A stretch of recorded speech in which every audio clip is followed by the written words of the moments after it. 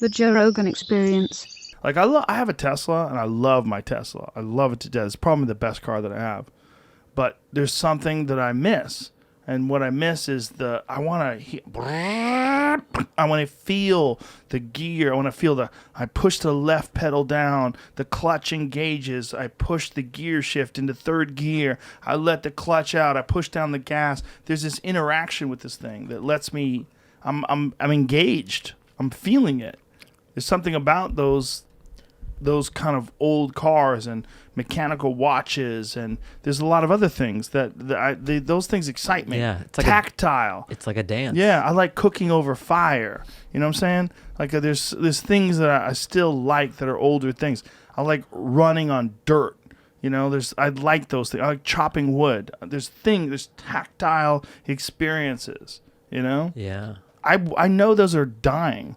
I know they're dying. The manual gearbox is dying. My car's still a stick. I talked about it last time I was here. The Mazda 3. It's a stick shift.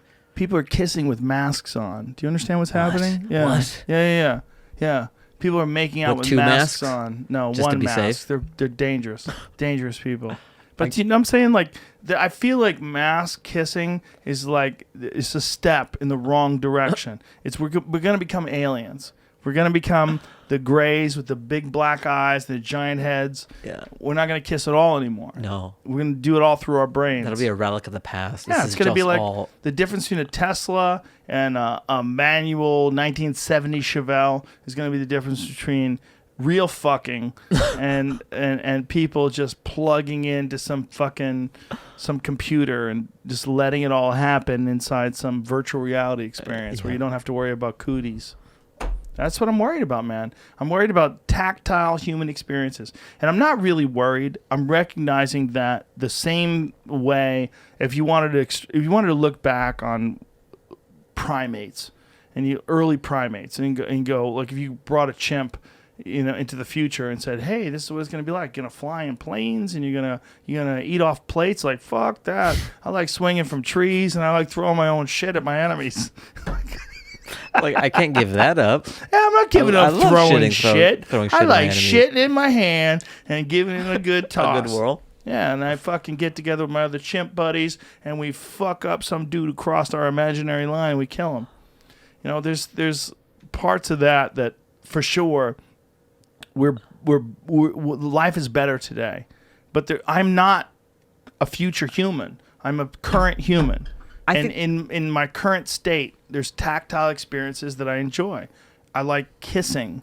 I like holding hands. I like shaking a person's hand when I meet them. I like drinking whiskey. I like driving cars. I like shifting my own gears. I like opening doors for myself. Whenever there's one of those things where like you step towards it and the door opens up, I never use those fucking things.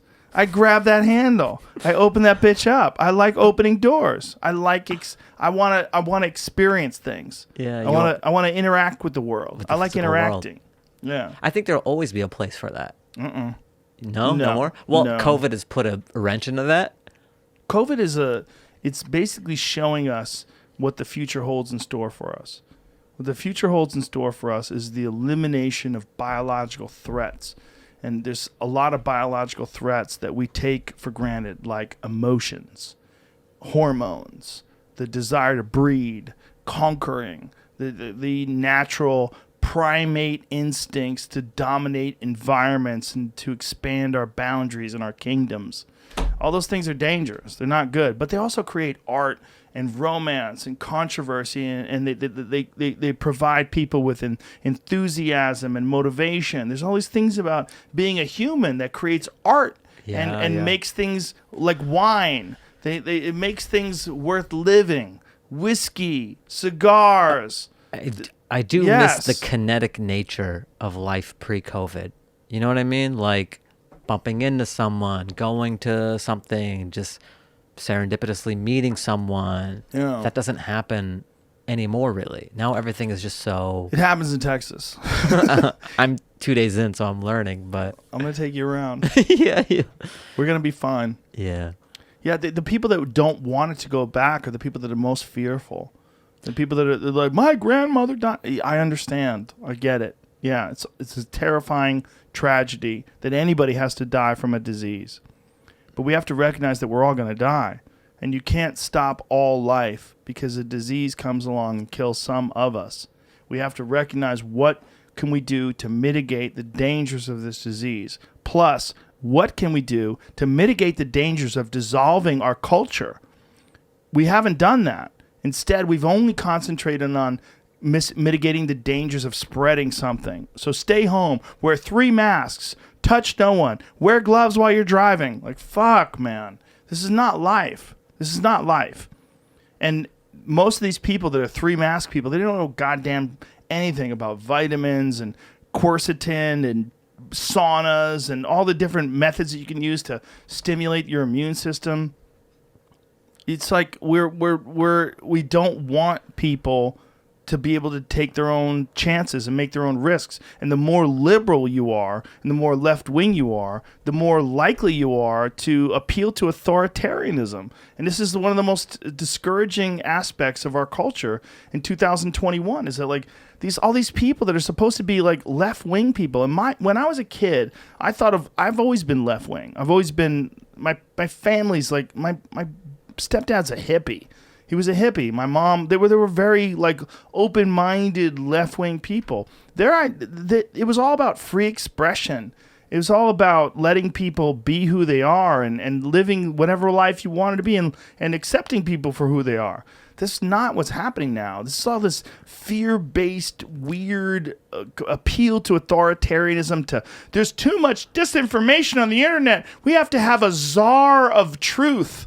There's people calling for a czar of truth. Do you know this? No. This is the new thing. They're asking for the government to create a czar of truth. The fucking government to decide what's real and what's not. To dispel disinformation. See if you can pull this up. Czar of truth. This is something that CNN has talked about. A lot of these like fucking weirdo networks have talked about. Like, Yeah. do you understand? These fucking people understand what happens when you start censoring people. When we start saying things like, we need the government to step in. The government's never been good at anything.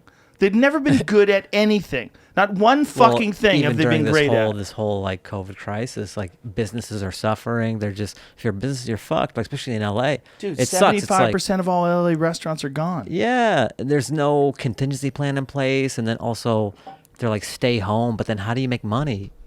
Yeah, So exactly. you can't have it both ways. You have to have like a safety net in place. The people that are making these distinctions and making these decisions, they don't lose a paycheck. Mm-hmm. That's the problem. All these mayors and governors and health board advisors, they don't miss a fucking paycheck. They can shut down everything, and they do it for optics. Well, yeah, I think there's a way to be smart about this. Obviously, this is a real thing, and it does affect people. But but listen, man, you got through it. I got through it. Yeah, sure. But like I'm younger, and I know there are cases where people are hit really hard by this. But I think sometimes there's bureaucracy attached to it where you're not even using logic. Like the Comedy Store, they were allowed before this. Like, look, it's in purple tier right now. Whatever it is, they've opened purple tier. Yeah. Like outdoor dining is allowed now in Los Angeles. But when I made the decision to come out here, everything was clamped down. But before it was clamped down, they did have outdoor dining and all that. And the Comedy Store was allowed to have outside seating in the parking lot, where we park before we do our sets. So there was tables, there was chairs, and they could watch TV. They could watch a football game. They could watch the Comedy Store documentary. They were able to be congregated in that parking lot. But they weren't allowed to, if you put a comedian doing jokes outdoor, that was suddenly communism against the rules. But like nothing has changed other than instead of a TV that their focus is on, they are watching a comedian. But for some reason, the city deemed that not allowable. Because the city government is filled with people so fucking stupid they want to be a part of the city government. That's the problem. Yes, it just like on the ground that part floor. Goes in your mouth. All right, thank you. It makes no sense to anyone. It doesn't have to make sense. And it was frustrating because before the shutdown, when everything was like super locked down, I was doing a lot of outdoor shows in LA. And I was doing all these alt shows just like in backyards and on the top of hotels and stuff. But the Comedy Store wasn't allowed to do shows because it was called the Comedy Store. There was too much attention on it. Is that what it is? Yeah. I think it's just a bunch of fools. That's all it is. It's just a bunch of fools working in government. It doesn't have to make any sense. They just have to keep their jobs, and they have to give off the perception that they're doing something that is helping, and it's not true. Catch new episodes of The Joe Rogan Experience for free, only on Spotify. Watch back catalog JRE videos on Spotify, including clips. Easily, seamlessly switch between video and audio experience. On Spotify, you can listen to the JRE in the background while using other apps and can download episodes to save on data cost, all for free. Spotify is absolutely free. You don't have to have a premium account to watch new JRE episodes. You just need to search for the JRE on your Spotify app. Go to Spotify now to get this full episode of The Joe Rogan Experience.